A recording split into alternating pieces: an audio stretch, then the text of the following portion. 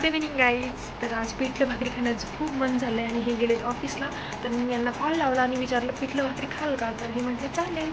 तर मग चला तर आज आहे पिठलं भाकरीचा प्लॅन आपण बनवूया. गाईज बनवायला तर घेतलं पण लक्षात आलं की हिरव्या मिरच्याच संपल्यात. मग मी चालली आहे मिरच्या नाही. ते खालीच ते भाजीपाल्याचं एक दुकान आहे तर इथं आली मी मिरच्या घ्यायला.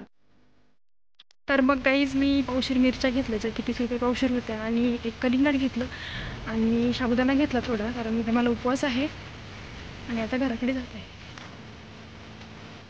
तर घरी आले तरी अजून पण हे आलेले नव्हते ऑफिसवरून. तर मग मी पिठलं आणि भाकरीची तयारी चालू केली.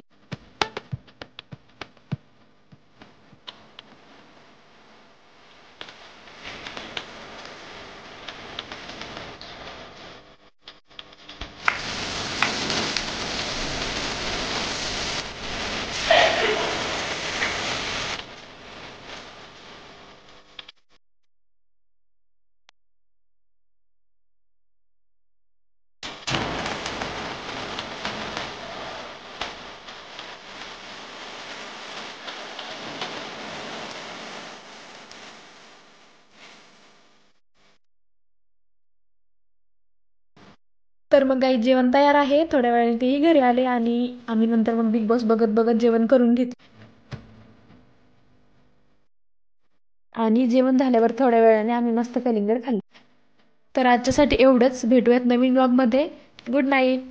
आणि व्लॉग आवडला असेल तर लाईक, सबस्क्राईब आणि कमेंट करायला विसरू नका.